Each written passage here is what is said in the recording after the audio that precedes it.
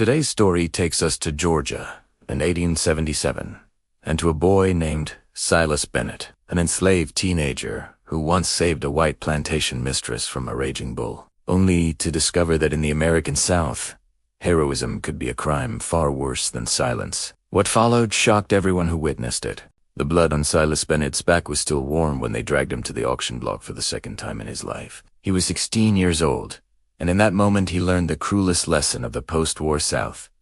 Saving a white woman's life could destroy a black boy's future. This is the story of a child who understood animals better than he understood men, and who committed the unforgivable sin of courage in Reconstruction-era Georgia. Before we begin, make sure to subscribe to the Forgotten Liturgy and hit that notification bell so you never miss stories like this. Drop a comment and tell me what state you're listening from. I love knowing where our audience discovers these forgotten chapters of American history. It was 1877, the year the North abandoned the South. Federal troops had withdrawn only months earlier, ending Reconstruction and leaving millions of formerly enslaved people exposed to the same power structures that had ruled before the war. Rutherford B. Hayes took the presidency, and white landowners quietly reclaimed control. For people like Silas, freedom existed only in faded ink on courthouse paper. Silas's father, Moses Bennett, had signed a sharecropping contract in 1868.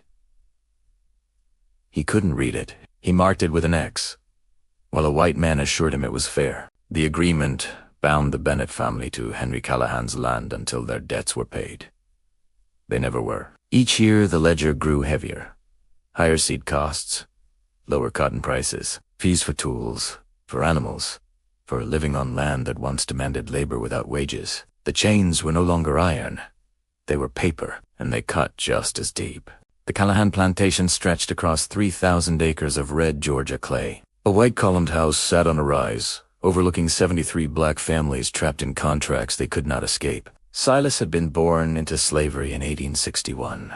Too young to remember the war, old enough to feel its aftermath settle around his family like a tightening snare. But Silas was not sent to the cotton fields. He had a gift Henry Callahan could not ignore.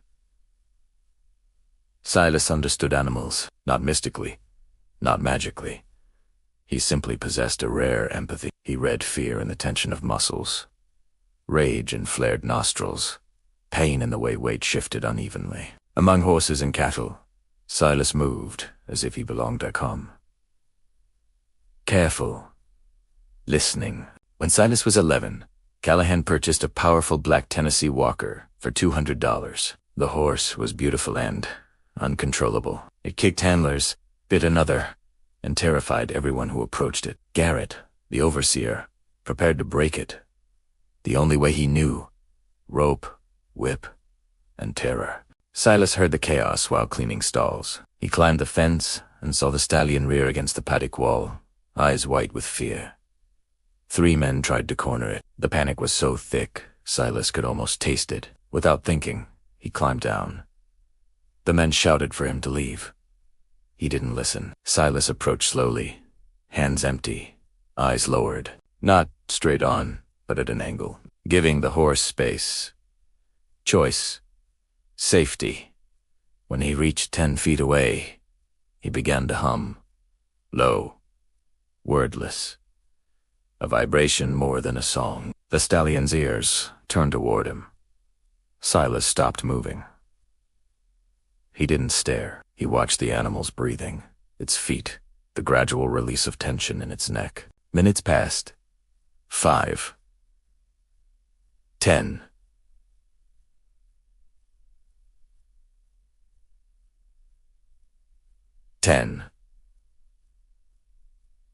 No one spoke. Finally, the horse stepped forward. Then another step. 15 minutes later, Silas rested his hand on the stallion's neck, breathing in rhythm with it, man and animal moving as one. The men stood frozen, ropes hanging uselessly in their hands. Henry Callahan had been watching from the fence. 53 years old, iron-gray hair. A man who had never questioned his right to command now, staring in silence at an enslaved boy who had just done what fear and violence could not. Henry Callahan had owned enslaved people before the war, and afterward he still owned their labor, only under new names and new paperwork. He was not a man easily impressed, but what he had just witnessed left him genuinely stunned. "Well, I'll be damned," he said into the quiet paddock. "I've watched men work horses for 40 years and never seen what that boy just did come so natural." From that day on, Silas Bennett was pulled from the cotton fields, while his parents and sisters continued to bend beneath the Georgia sun. Silas was made the plantation's primary animal handler. Horses, cattle, hunting, dogs, everything that breathed and moved on Callahan land became his responsibility. It was better work, safer work, but Silas never showed happiness. In Georgia, a black boy showing pride was dangerous. Anything good could be taken away simply to remind you of your place. Silas lived for the quiet hours, early mornings and late evenings, when it was just him and the animals. They made sense to him in ways people never did.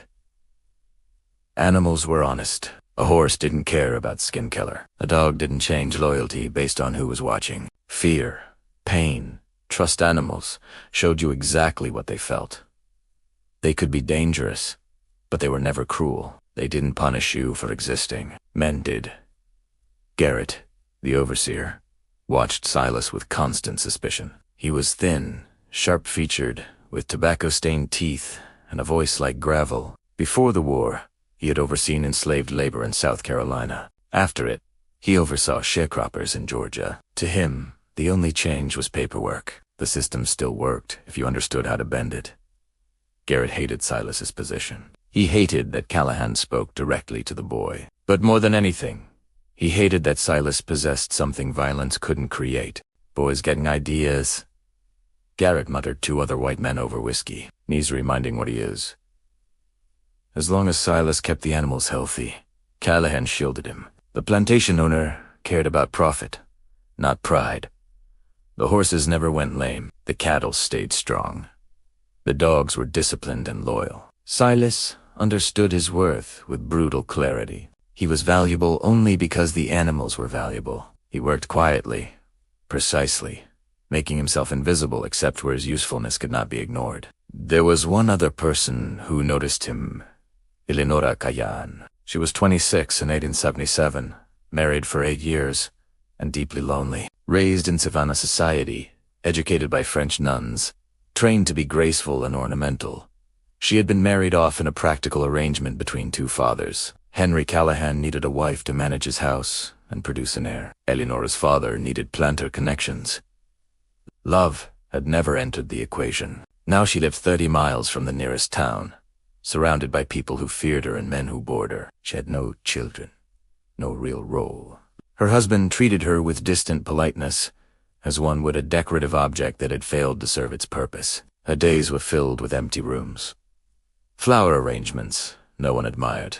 Piano music echoing in an unused parlor. She was beautiful, privileged, and quietly suffocating. She first noticed Silas in 1874, watching from the veranda as he worked with a violent mare that had been abused by a previous owner. The horse struck at anyone who approached, wall-eyed, with remembered terror. Silas did not fight her. He sat in the paddock for hours, then days, barely moving, simply allowing the animal to learn that his presence meant no harm. Eleonora watched the process unfold over weeks, transfixed. In a world built on force and domination, the boy's patience and gentleness felt almost impossible, and she could not look away. She had seen Silas succeed where grown men, armed with whips and ropes, had failed completely. Once, over dinner, she mentioned it to Henry. They sat at opposite ends of a long table, meant for 20 people. The space between them filled with the familiar silence of their marriage. "That boy you have working with the horses is remarkable," she said, her voice sounding too loud in the quiet room. Henry glanced up from his plate, mildly curious. "Which boy?" "The young one. Silas Bennett." "Oh." "The Bennett boy," he replied after a moment. "Yes, he's useful. Saves me money on lost stock and veterinary bills." That was the end of it. Henry did not encourage his wife to take interest in plantation workers. It wasn't proper. The laddie's concerns ended at the household servants she supervised. But Elalanina continued to watch Silas from the windows of the big house whenever his work brought him nearby. She never spoke to him. The distance between a white plantation mistress and a black laborer was a canyon reinforced by unspoken rules, and she knew better than to cross it. Still, she watched, and she envied him. She envied the clarity of his days, the visible purpose in his movements. He had something that needed him, something that responded to his care. She, by contrast, lived a life of appearances, polite routines, empty rooms, a carefully maintained facade, behind which nothing truly existed. At 26, she already felt like a ghost, moving through a life that did not require her. That spring, Georgia grew hot earlier than anyone could remember. By mid-April, the thermometer on the main porch climbed into the high 80s before noon. The red clay cracked and dried. Water grew scarce. Tempers shortened. Heat turned routine labor into punishment and made animals restless and unpredictable. Henry Callahan had expanded his cattle operation that winter, betting on beef rather than cotton. He had purchased a prize breeding bull from Texas for $300, an enormous longhorn said to have the finest bloodlines west of the Mississippi. The animal arrived by rail in early March, and it took 6 men to force it off the stock car. The bull was massive, nearly 6 feet at the shoulder, close to 2,000 pounds. Horns spreading wide and sharp as blades. Its eyes held an unsettling intelligence, something calculating and defiant. This was not a tame creature. It was barely contained power. Callahan named it Leviathan. Silas was assigned to manage the bull's integration into the herd, a task that filled him with pride and fear in equal measure. Bulls were dangerous under any conditions, driven by instincts that could shift without warning. Leviathan was worse new territory. New animals, new humans. The first time Silas approached the pen, the bull charged the fence hard enough to crack an oak post. The sound echoed like a gunshot. Silas leaped back, heart hammering, then forced himself to stand still and watch. This was nothing like working with horses. Horses fled danger. Bulls challenged it. Silas spent weeks observing. He learned Leviathan's rhythms come at dawn, volatile in the afternoon heat. He watched how the bull asserted dominance without always attacking, how it tested rather than immediately destroyed. Slowly, carefully, Silas began entering the paddock. Never directly, never abruptly. He scattered feed, retreated, repeated the pattern. Always predictable. Always is slow. Bilate April, after nearly 2 months, Silas could work in the same enclosure without incident. The bull had learned that the boy brought food, water, and access to better pasture. They had an understanding, built on routine, not trust. Silas never forgot how fragile that understanding was. The morning of April 28, 1877, began like any other. Silas rose before dawn in the one-room cabin he shared with his parents and his younger sister. His father had already left for the fields. The day ahead looked ordinary. It would not remain that way. His mother, Ruth, stood over the small fire, stirring cornmeal mush, preparing the only meal the family would eat until nightfall. The cabin smelled of smoke, exhaustion, and the kind of poverty that no amount of labor ever seemed to ease. "You'd be careful with that devil bull today," she said as Silas pulled on his cracked, stiff work boots. She said it every morning, and every morning, Silas gave the same answer, the exchange as ritualized as breathing. "Yes, Mama. That animal ain't natural," Ruth continued quietly. "Got the devil's temper. I seen the way it looks at folks. Ain't right. I'm careful." Silas said gently, "I know what I'm doing." Ruth turned and really looked at him in the dim morning light. At 16, he was already taller than she was, broad-shouldered like his father, his face no longer that of the boy she remembered, nursing through sickness and hunger. He moved through the world now with a calm competence that frightened her more than it reassured her. "I know you are, baby," she said softly. "But careful don't always matter when you're dealing with beasts and white folks. Both can turn on you without reason." Silas kissed her cheek, feeling how thin and tired her skin had become, worn down by years of work and worry. Then he stepped out into the pre-dawn dark, following the familiar path toward the barns. The air was cool. His breath fogged faintly as roosters began calling in the distance. This was his favorite time of day, the brief quiet before the plantation woke. No overseers watching. No orders shouted. Just animals and routine and the illusion of peace. He fed the horses first, measuring oats and hay, checking water, running practiced hands over legs and backs for signs of trouble. Then he moved through the cattle pens, counting, observing, noting anything out of place. When he reached Leviathan's paddock, his stomach dropped. The bull stood perfectly still in the center of the enclosure, head lowered, massive body tense. Something was wrong. Silas could see it immediately in the posture. The weight shifted unnaturally to one side. Leviathan's breathing was heavy, foam clinging to its muzzle. One rear leg barely touched the ground. Silas moved to the fence, careful, alert. Injury, he thought. Fence board. Snakebite. Bad feed. He needed to get closer to know for sure. That was the danger. An injured bull was worse than an angry one. Pain stripped away habit and tolerance, turned instinct raw and violent. Silas climbed the fence and dropped into the paddock. The bull's head snapped up at once, amber eyes locking onto him. Leviathan took a limping step forward and released a deep bellow that vibrated in Silas's chest. "Easy now," Silas said softly, forcing calm into his voice. "I'm here to help." He moved sideways, never straight on, speaking in that low, steady tone the animals responded to. The words didn't matter. Tetone. As he sifted, he saw the wound clearly, a jagged gash high on the rear leg.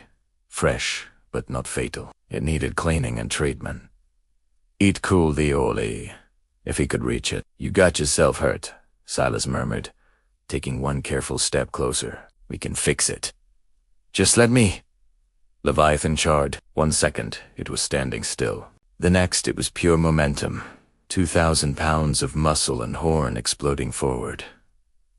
Silas ran. The ground slipped under his boots as the thunder of hooves closed in behind him. He could hear the bull's breath, feel its heat. He hit the fence at full speed, vaulted without thinking, and crashed over the rail just as Leviathan slammed into it. Wood splintered, horns punched through oak. Inches from where Silas had been, he hit the dirt hard, rolling, gasping, his heart hammering like it would burst. Then a voice cut through the chaos. "Boy."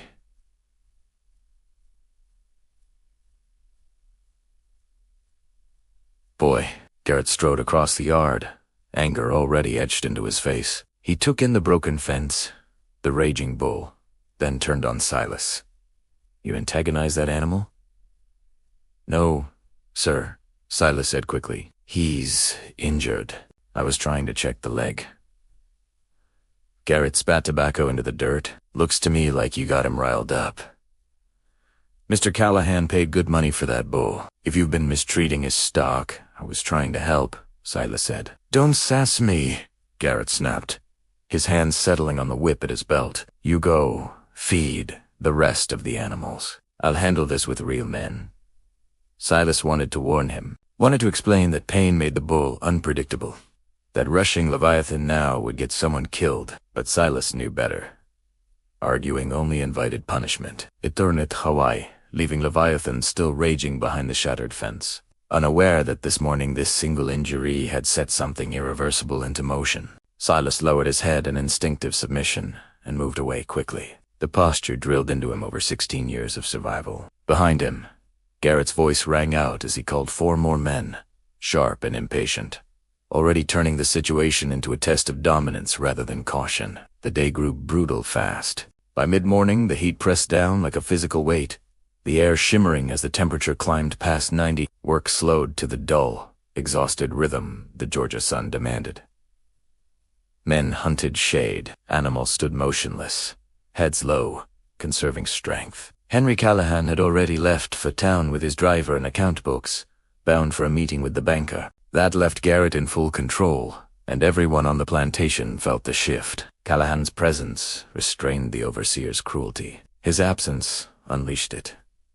Inside the main house, Elalina Callahan sat suffocating beneath layers of silk and bone and lace, propriety demanding misery even in deadly heat. She had spent the morning reviewing household accounts with Bessie, numbers that mattered to no one, rituals meant only to occupy empty hours. By late morning, a vicious headache throbbed behind her eyes. she decided to walk the gardens. The gardens were the one space Henry allowed her to shape freely, her only claim to creation. She had filled them with imported roses and carefully planned paths.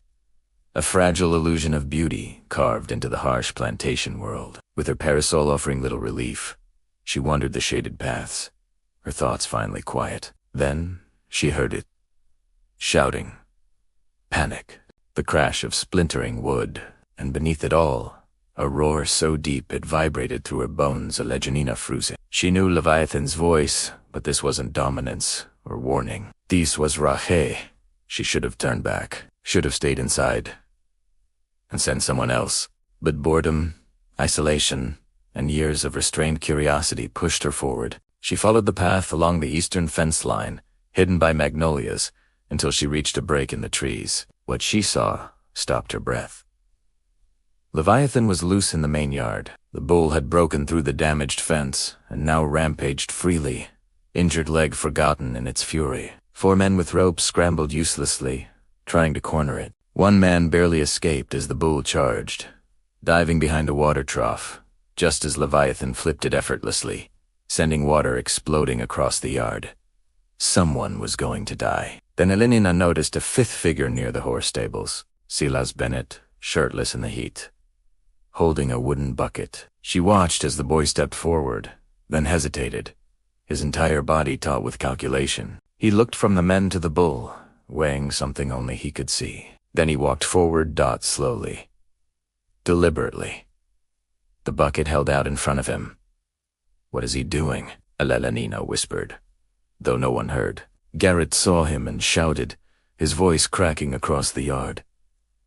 "Boy, get back. This ain't your concern." Silas ignored him, his focus locked entirely on Leviathan. That unnatural calm settled over him again, the same stillness Elenina had watched from a window years before. As he moved closer, she saw grain glinting inside the bucket. The bull turned to face him. Leviathan lowered its head, massive horns leveled like weapons of war. Foam dripped from its muzzle. White showed around its amber eyes. "Silas, no," someone shouted. He kept walking. His lips moved as he spoke softly, words lost beneath the pounding of Elenina's heart. 20 feet. 15. The ground trembled as Leviathan pawed the dirt, dust rising in the still air. 10 feet. Silas set the bucket gently on the ground and stepped back, hands open, empty, harmless. The yard fell silent. Men froze. Horses stilled. Even the chickens went quiet. Elenina realized with chilling clarity that she was watching a boy walk toward death end. She could not look away. The bull stared at him. Then Leviathan took 1 step forward. Not a charge. Just a step. Then another 8 feet. 6.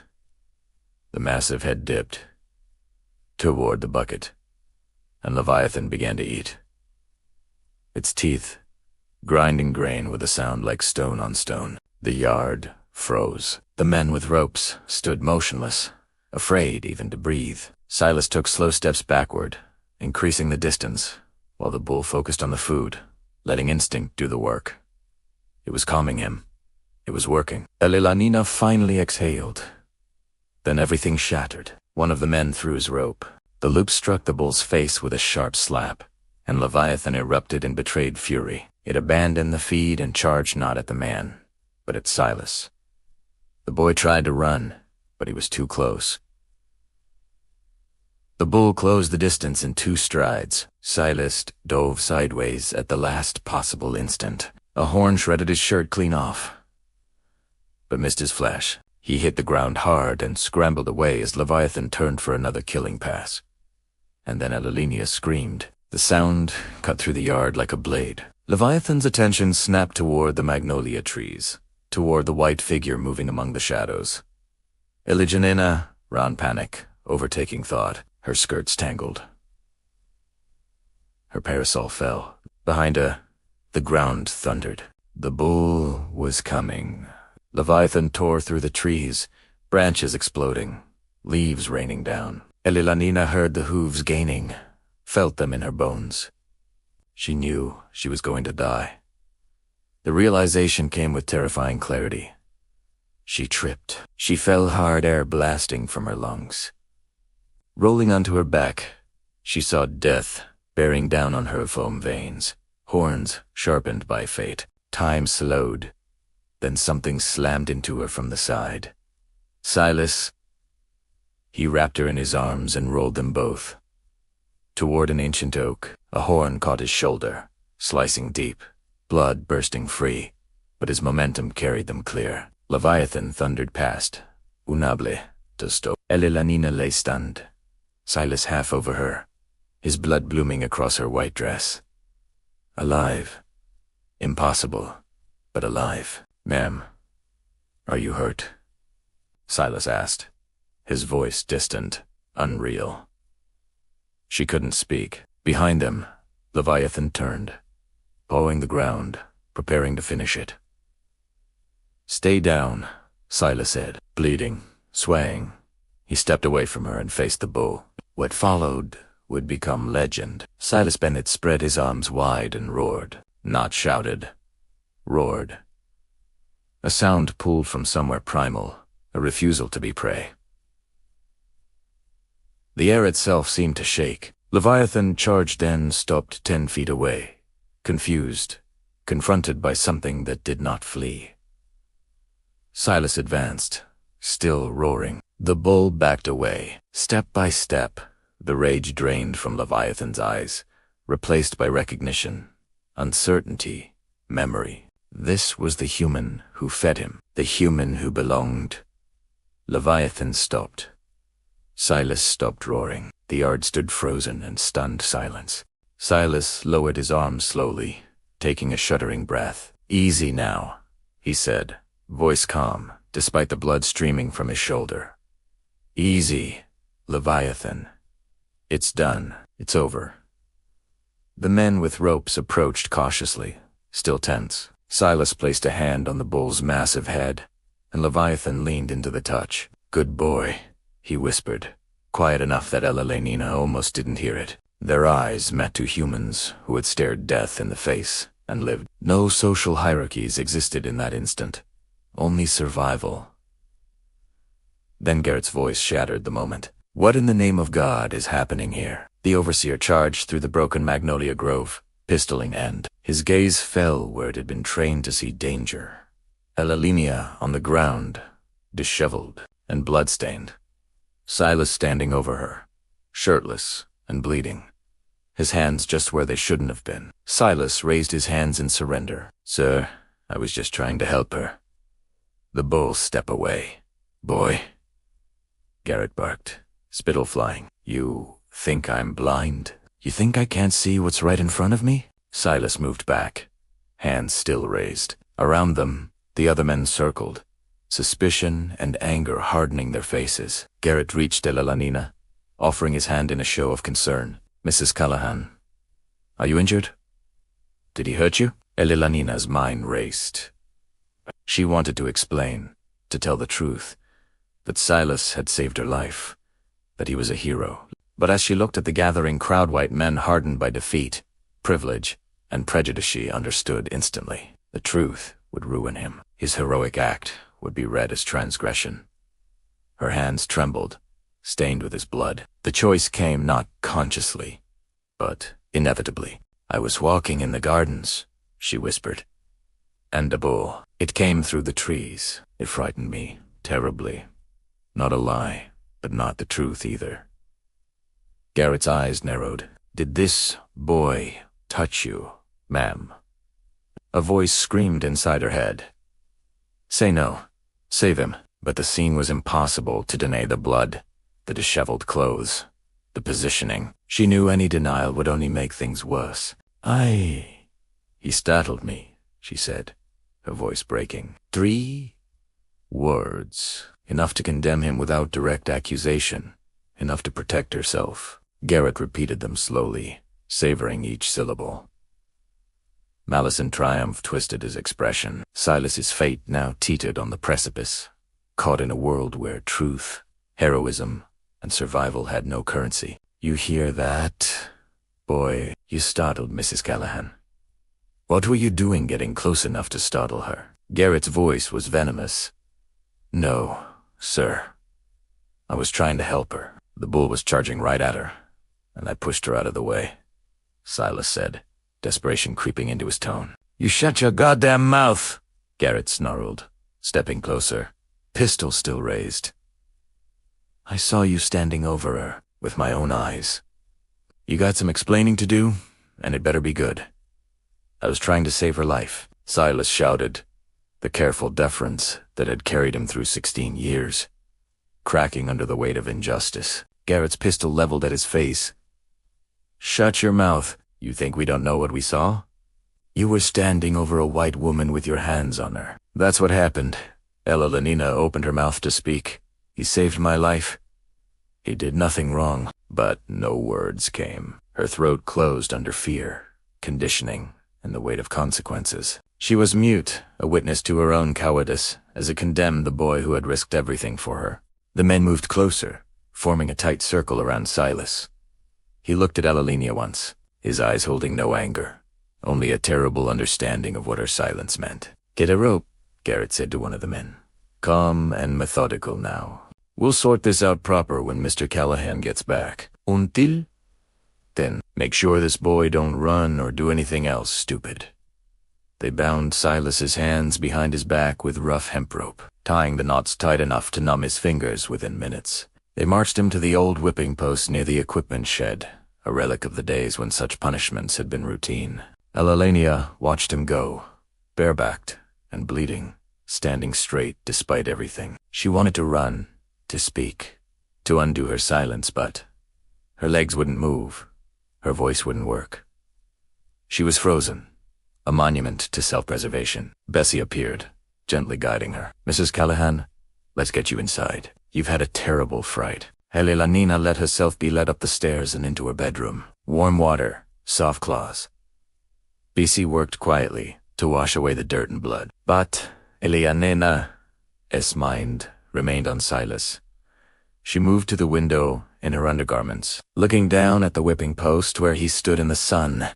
Flies swarming, shoulders still bleeding. Don't you look at that, ma'am? Bessie said softly, placing her hands on Elalina's shoulders. Ain't nothing for you to see. But she couldn't look away. The sun beat down, the temperature climbing past 95, and Garrett paced like a predator, preparing a story that cast Silas as the villain. The boy had saved her life, and yet here he was, trapped by lies and fear. Henry Callahan returned at 4 p.m., the dust of the long drive kicking up around his carriage. Garrett stepped forward with a carefully arranged expression of concern. Mr. Callahan, sir, there's been a serious incident with the bull and Mrs. Callahan. Callahan's face hardened instantly. Is she hurt? She's shaken, but not seriously injured. Oh, Weber. Garrett's story began, carefully leaving out the heroism, leaving out the bull's charge, leaving out Silas's bravery. In his version, the boy was the aggressor. Callahan walked to Silas, whose hope flared briefly before fading. You're going to tell me exactly what happened, Callahan said, voice dangerously quiet. And you'll tell the truth, boy, because I'll know if you lie. Silas swallowed, throat dry from hours in the sun. Sir, the bull broke free. It was injured and wild. It charged Mrs. Callahan, and I pushed her out of the way. I was trying to save her life, sir. That's all I was doing. I swear it on my mother's life. Callahan studied him for a long moment, eyes searching for deception. And you put your hands on my wife to do this? Yes, sir. Primera ave. Tú. The bull was going to kill her. I pushed her toward the tree and took the hit on my shoulder instead. Silas's voice was steady, despite his fear, speaking truth with the clarity of someone who had nothing left to lose. Callahan studied the wound on Silas's shoulder, clearly from a horn strike, the kind of injury that supported the boy's story. He turned to Garrett. You saw this happen. I saw him standing over her after, sir, with his hands on her. She was on the ground, her dress torn. He was shirtless and bleeding all over her, Garrett replied, stating facts while implying conclusions. Did you see the bull charger? Callahan asked. Garrett hesitated for a fraction of a second. No, sir. I came running when I heard the commotion, but I saw what I saw after. Callahan turned back to Silas. My wife, what did she say about what happened? Silas's face twisted with bitter understanding. She said I startled her. Sir, did you? Not on purpose. Sir, I was trying to save her life. Callahan stood, turning the situation over in his mind. Silas had value. He saved money, kept animals healthy, but Eleanor was his wife, and the social codes of Georgia in 1877 loomed larger than practicality. Finally, Callahan spoke. Garrett, cut him down. Surprise flickered across Garrett's face. Sir, I said, cut him down. I'm not going to beat a boy for saving my wife's life, regardless of appearances. Garrett's face flushed with suppressed anger, but he obeyed, sawing through the ropes. Silas's arms fell to his sides, legs weak from hours of standing. Thank you, sir, Silas said quietly. I wasn't finished, Callahan interrupted. I believe you probably did save Elalanian's life, but you put your hands on a white woman. That cannot stand not here, not in Georgia. Silas went pale as the meaning sank in. Sir, please, he began, desperation making him plead. Callahan's voice became businesslike. I'm selling your contract to the Dade Coal Company. They have a convict leasing operation in the hills. You'll work off your father's debt in the mines, instead him on the land. Consider yourself lucky that's all I'm doing. Silas had heard whispers about the minesmen never returned, swallowed by darkness, lung disease, slavery by another name. Legal because they were convict or in debt, yet just as lethal. Please, Mr. Callahan. I'll work harder. I'll do anything. I won't go near the house again. Please, sir, Silas begged. The matter's decided, Callahan said flatly. You leave tomorrow morning. Garrett will make arrangements. He walked back toward the main house, boots raising clouds of red dust, leaving Silas with Garrett and the other men. Garrett's cruel smile split his face. Looks like you're going down into the dark, boy. Hope you like the smell of cold dust and the feel of a pick in your hands, because that's all you'll know from here on out. Silas was untied completely and shoved toward the quarters to gather his things. He walked automatically, his mind struggling to process the injustice. He'd saved a life and lost everything. Ruth was at the cabin, preparing the evening meal. The wooden spoon fell from her hand when she saw him. Silas, baby, what happened? Your shoulder. They're sending me to the mines. Mama. Silas said hollowly, Mr. Callahan's selling my contract to the coal company. Ruth's hand flew to her mouth, tears filling her eyes. No, baby. No. What did you do? I saved Mrs. Callahan's life, Silas said, and the story poured out the bull. The charge, Eleanor on the ground, his desperate attempt to protect her. I did the right thing, Mama. I did what anyone would do, and this is what I get. Ruth pulled him into her arms, careful of his injured shoulder. He finally broke, sobs shaking him from years of holding everything in. This world ain't right, Ruth whispered, rocking him as she had when he was small. It ain't fair, but you hear me, Silas Bennett. You did the right thing. You saved that woman's life. That makes you a hero, no matter what they do to you. Moses returned an hour later, grim silence etched into his face. Maya, 13, cried into their mother's skirts. The family sat together as the storm broke, rain hammering the roof like nails. Silas would leave in the morning, taken in chains to the Dade Coal Company mine, 40 miles north, descending into darkness for 2 years. That night, lying on his pallet while rain poured outside, something fundamental shifted in Silas. The boy who believed in doing right, in helping others, in human goodness, died in that cabin. What remained was harder, something that would survive the world's cruelty and remember every injustice. The gray morning came too quickly. Garrett arrived with 2 men in iron shackles. Silas's wrists and ankles were chained, the metal cold and heavy. He was loaded into a wagon-like cargo, the rain streaming over his face. Ruth, Moses, and Maya stood in the downpour, watching, tears mixing with the rain. Silas looked back, memorizing their faces. He didn't know if he'd ever see them again. The wagon rolled through the plantation gates onto the road north, toward the mountains, toward darkness, toward a labor that would reshape him. As the Dade Coal Company awaited, a wound in the Georgia hills, operating under the cruel logic of convict leasing. Legal, profitable, and deadly. They slept in wooden barracks, freezing in winter, stifling in summer. They were fed barely enough to stay upright. When men died from Kevin's lung disease, or sheer exhaustion, they were buried in a field behind the barracks and replaced with new workers. Silas arrived at the mine in late April and descended into the earth for the first time in May of 1877. The darkness was absolute, broken only by the dim glow of oil lamps. The air was thick and hard to breathe, tasting of dust, damp, and something organic, maybe decay. The walls pressed in from all sides. The only sounds were the drip of water, the scrape of picks against coal, and the labored breathing of men working themselves to death. The boy who had spent his life under open sky, with animals, with sunlight, was buried in the mine. What emerged was something new. Survival in the mine demanded different skills than survival on the plantation. Physical strength mattered more than social navigation. Swing a pick for 12 hours, carry heavy loads through cramped tunnels, ignore pain, exhaustion, and the slow suffocation of coal dust.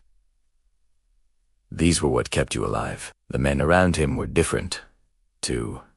Some were violent criminals. Others were like him, victims of laws designed to control black men after the war. All were desperate. All were angry. All understood that the world above did not care if they lived or died. Silas made himself strong. In 2 years, his body transformed from that of a 16-year-old boy into a man carved from stone. His shoulders broadened. His hands became thick as leather. His lungs adapted to air that would have killed him in the first week. But more than his body, his mind transformed. The boy who believed in doing right, who saved Elaloni in a Callahan and was punished for it, was dismantled in the mines. He watched men die and felt nothing. He saw cruelty and violence and learned to use them when necessary. Empathy became a liability. Survival demanded hardness, coldness, and self-preservation above all else. In the second year, a cavern in the western shaft killed 15 men instantly. Silas was deep in the tunnel when the rumble came. He ran toward the entrance as the roof collapsed behind him, 10 feet from being crushed before emerging into the main chamber. The other survivors stared at the sealed shaft, knowing those deeper inside were dead. The supervisor, a white man named Crenshaw, looked at the bodies as if calculating equipment loss. "Write those 15 off the books," he told his assistant. "We'll requisition 15 more." Men dismissed as highly as broken tools. Silas, covered in coal dust, felt something snap inside him. That night, in his bunk, he made a decision. He would escape. Staying meant certain death. Leaving might, too, but at least it offered hope. 2 months later, during a smaller collapse in the eastern shaft, chaos provided the opportunity. While others evacuated, Silas slipped into a side tunnel, one leading to abandoned sections he had memorized over 2 years. These tunnels connected to natural cave systems that emerged miles from the main entrance. By the time anyone noticed, he would be gone. He emerged 3 miles from the mine on a summer night in 1879. He was 20, looked hearty, felt 100. Fresh air filled his lungs, but brought no relief. No joy, only cold clarity. He moved south, traveling at night, stealing food, avoiding roads, becoming a ghost in the hills. His body had been honed by 2 years of brutal labor. His face was hardened stone, his eyes flat and cold. Finally, the Callahan Plantation appeared in the distance, white columns glowing faintly under the moon obscured by clouds. Not anger, not hatred, something colder than both had grown in him over 2 years in darkness. He watched from the forest, noting changes and constants. His father bent in the fields, his mother moving carefully, Maya working in the garden, and Elalani Callahan, still wandering her carefully curated prison, still unaware of the reckoning approaching. He saw Leviathan, too. Older, slower, but still dominant. The bull stirred as he approached, sensing him. Something remained of the boy who had understood animals, who had connected with Leviathan, and the bull watched him across the darkness. Silas climbed into the pen. Leviathan lifted his massive head, nostrils flaring as they regarded each other. Silas began to speak, his voice rough from coal dust and screams in the mines. "Remember me, old friend," he whispered. "Remember the boy who used to bring you food, who spoke to you soft. That boy died in the dark, but part of him is still here." Leviathan stepped forward. Silas placed a hand on the massive head, between the horns, where he had touched it last 2 years ago. "I need you to remember something else," he said, voice dropping lower. "Remember that day? Remember running. Remember the fear and the rage. Remember how it felt. Tonight, old friend. Tonight you're going to run again." And then Silas did something he had never done before. Instead of soothing the bull, instead of calming it, he fed its memory, its aggression, its fury. He reminded Leviathan of every moment of Pen the ropes, the fear, the injuries. The bull's breathing quickened, harsh and rattling. Its muscles tensed beneath Silas's hand. Rage, long buried, surged back into its massive frame. Silas moved from pen to pen, opening gates, removing bars, whispering to the animals. He didn't release them yet. He arranged them, positioned them, built a herd he could direct. Horses followed his commands reluctantly. Cattle milled nervously. But Leviathan, at the Sente, was a storm gathering strength.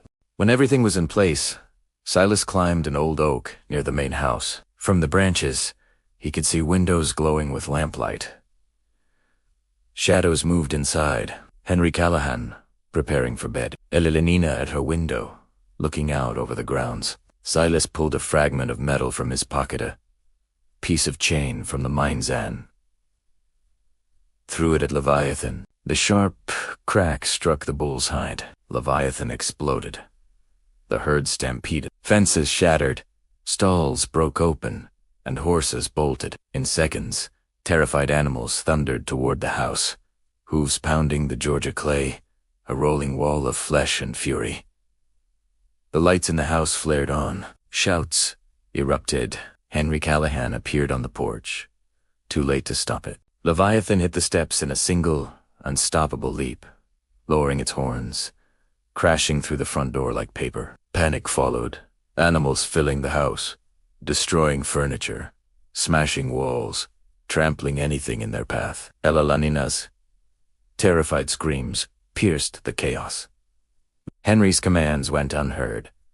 Silas watched from the tree, unmoved.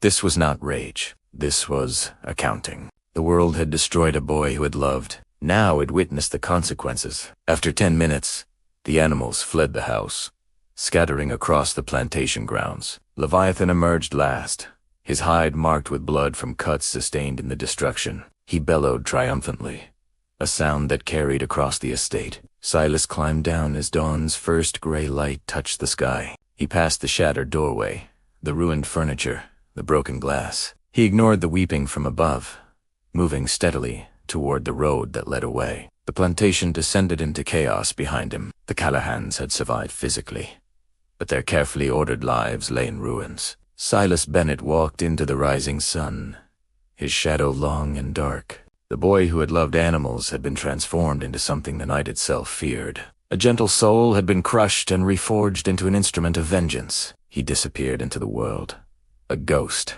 a legend, a story whispered in quarters. Some said he died in the mountains. Others claimed he roamed the forests, surrounded by creatures that obeyed him. Some said he vanished into the anonymity of cities, never to be found. The truth was simpler and sadder. Silas Bennett lived 30 more years, under many names, never staying in one place long enough to form attachments. The capacity for connection had been burned out of him in the mines, leaving only a shell, moving through the world without touching it or being touched. He died alone in 1909, found by a landlady, his only remaining possession, a piece of rope. The same rope that had bound him to the whipping post the day his life had begun to die. Elelenina Callahan lived until 1923. 46 years after the night the animals destroyed her house. She and Henry rebuilt, but something fundamental had broken beyond repair. She never had children. She never left the plantation again. On certain nights, when the wind was right, she awoke from dreams of amber eyes and thundering hooves, dreams of a boy with blood on his shoulder, whose eyes held only the weight of understanding. This is the story of a boy who saved a life and lost his own, of heroism punished and cruelty rewarded, of a society that created monsters from saints and called it justice. Silas Bennett's name is absent from history books. No monument marks his life or death, yet his story echoes across generations. A warning: saving a life could destroy you, and silence in the face of injustice could ruin both victim and perpetrator alike. Share your thoughts below. Subscribe to the Forgotten Liturgy, hit the notification bell, and share this story with someone who loves uncovering the dark chapters others try to forget. Until next time, keep your eyes open. Some history doesn't like to stay buried.